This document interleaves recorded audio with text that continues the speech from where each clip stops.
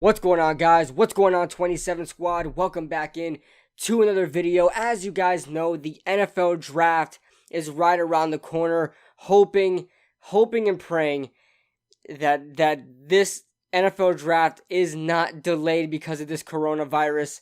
It could be anything except the draft. Please, dear God. Dear God. That being said, the NFL draft is right around the corner, and as you guys know, the New York Giants are in quite a predicament as who they should take in the NFL draft. Now, it's a good problem to have, being that you have a number of prospects you can choose from that will fit what your needs are, and you can go on from there building your team. But really, it kind of depends how you want to build your team. So today I want to talk about who the Giants should take with their first round pick, whether they trade down, whether they stay at 4, who they should take, what are the pros and cons of that player or position, and we can kind of discuss from there in the comment section below. Before I start this video, guys, make sure you guys hit that like button for me. Helps me out a lot. Let's try to get this video to 50 likes. That's the goal for this video. Lately, you guys have been smashing the likes, so I'll keep raising the bar. I'm testing you guys. See if I can raise the bar, and let's see if you guys can do it. So that being said, let's start off with the video. Now, first, I want to talk about Isaiah Simmons. Why? Because he's pretty much the only linebacker the Giants have to choose from at number 4. Now, should any kind, let's get this out the way, should any kind of drastic move happen where Chase Young were to fall to number 4, we've seen it in plenty of drafts where top tier players are dropping on boards. Look at Marshawn Lattimore a couple of years ago. Right off the top of my head, I can't remember, but if we talked about it, I would know, okay? I'm just brain farting right now. But in every draft, it happens. A top tier player always falls. You look at Jonathan Allen a couple years ago. He's a name that comes to mind out of Alabama, who was drafted by the Redskins like after 10, a little bit after 10, where he was supposed to go like number 1 or 2 overall. So that being said, guys can drop on board. So if Chase Young is there, you take him. No ifs, ands, or buts. You just do it. So, but I want to talk about Isaiah Simmons first. He's the only linebacker we really need to talk about right now. And this guy is all over the place. He can play inside, outside on a certain scheme. I think he's more of an inside guy in the 3-4. Basically like a nickel linebacker. He can play in the slot. He can play outside if you really need him to as a safety. Or he can play, freaking Tampa 2 inside linebacker. Or wherever you want to put this guy, he can play at all times. Now, this guy has blazing speed, ran a 4.39 in the 40-yard dash. This guy is an absolute animal. He's a coverage machine. He's a fantastic wrap-up tackler. He's a hard-hitting tackler as well. Pretty much everything that you want in a linebacker, he has. He's not just one of those tweener linebackers like Leonard Floyd a couple years ago, who everybody was concerned about because of his basically non-bulkiness to him. He was very fast, he's very agile, but no one thought he had power. Isaiah Simmons just has it all. Now, as you guys know, the Giants haven't drafted a linebacker in the first round ever since Carl Banks, I want to say in the 1984 or something like that. Correct me if I'm wrong, it's somewhere around there, but it's been a long time, guys. So this may be the first time the Giants draft a linebacker in the first round in quite a long time. But there are some offensive linemen we need to talk about, and we'll get to them in a second. But the pros and cons to Isaiah Simmons, what will we get with Isaiah Simmons? Now, the pros would be, obviously, you're getting yourself a good coverage linebacker, someone that we've needed for quite a while. We haven't had a good cover linebacker, and I don't know how long. I don't think we've ever had one as a franchise. A guy that covers well out of the linebacker spot. And we're not talking about Jabril Peppers playing inside linebacker like he did last year. We really haven't had a linebacker that can cover. So that's the first pro. We have a coverage linebacker. The second pro, we have a guy that's a do-or-die guy next to Jabril Peppers. We need versatile players in this defense that we have. Patrick Graham runs a hybrid 4-3-3-4. We need all the versatility we can. We have some pieces that we can start off with. You look at Lorenzo Carter, you look at Jabril Peppers, and now if you bring in Isaiah Simmons, you add to that versatility. All in all, Isaiah Simmons would definitely unite and kind of brand together the defense a lot more with a star player on the inside, the quarterback of the defense, the inside linebacker position. I think he will do extremely well. I think it will help our defense a ton.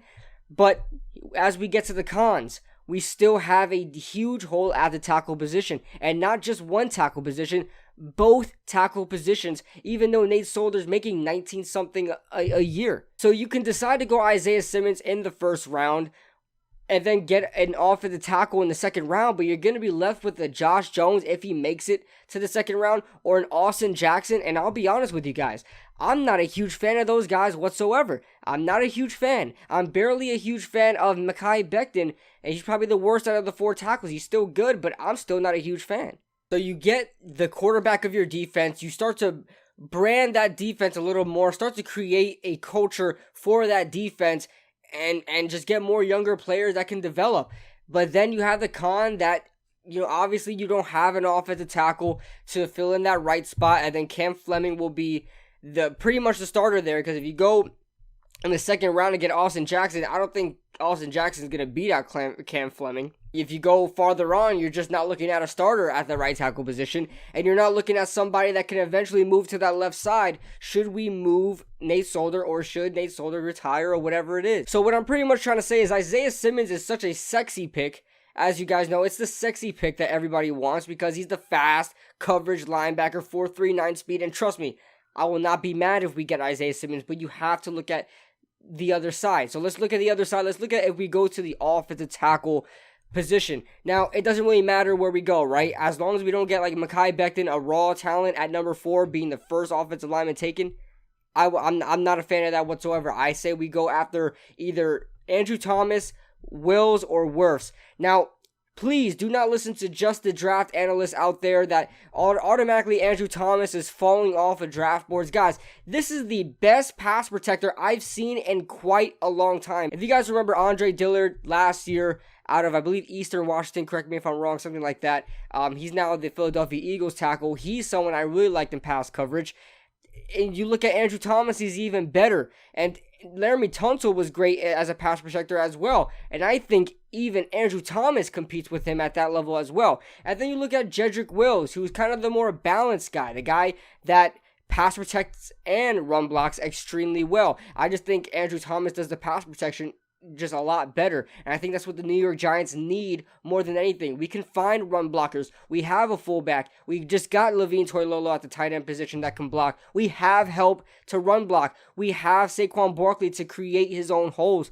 I'm not looking for a run blocking offensive tackle. Although that skill is needed, I'm looking for the best pass protector I can possibly get, and that is Andrew Thomas. So let's look at the pros and cons to the offensive tackle position. If we go offensive tackle at number 4. Now, if we get an offensive tackle at number 4, we shore up at least one side of the line. I don't think we will move Nate Solder to the right side. So I think we shore up that right side. Mike Remmers just signed with the Kansas City Chiefs, so we have a hole at that right tackle spot. And so if we bring in, let's say Andrew Thomas, let's say a Jedrick Wills, let's say a Tristan Wirfs, who is a right tackle at heart, and so is Jedrick Wills. Let's say we bring one of those guys in. They are an instant starter, and I think an instant upgrade, and instantly probably one of the best offensive linemen that we have, barring some development. And then we look at the cons, and there's tons of pros we can get into, but they're self-explanatory. The New York Giants need offensive tackle help. You can talk about the linebacker position all you want. We get it. It needs to be addressed, and it's one of the most underrated positions. But at the end of the day, when you fix up those trenches, both on the defensive side of the ball and the offensive side of the ball on those lines, your team can go from nothing to something in a year.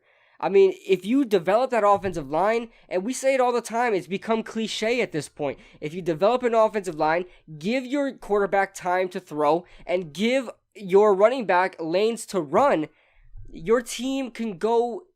Sky's the limit for your team. So let's talk about the cons. What is the cons? Really not too much. We can talk about the cons being we miss out on Isaiah Simmons and we don't get a star linebacker, and we take a chance on one of the 4 offensive tackles that are presented to us. But you could find linebackers, and don't get me wrong, if it was that easy, we would already have star linebackers, but the Giants have already signed linebackers. It's getting a little too crowded at this point as far as the inside linebacker goes. We have Blake Martinez. We have, I believe we still have Tay Davis, Ryan Connolly, David Mayo, and then you bring in Isaiah Simmons. It's just too much for that inside linebacking core. I know it sounds like I don't like Isaiah Simmons as a draft pick. I do, but I love the thought of getting a top tier pass protector or a top tier tackle in this year's draft and have him for the next 10 years alongside Daniel Jones. They could develop together. The chemistry can go on for years. Being drafted 1 year separate of each other, it's like siblings. It's like siblings when they grow up together. They grow together, they learn together, they fall together, they win together, they lose together, all of that.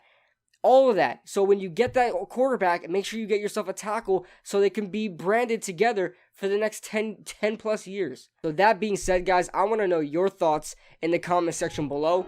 Do you guys want Isaiah Simmons? Do you guys want one of these tackles? And if so, which tackle do you want? And explain why in the comments. Let's start a discussion. I'll see you guys in the next video. Woo! Go Giants, baby!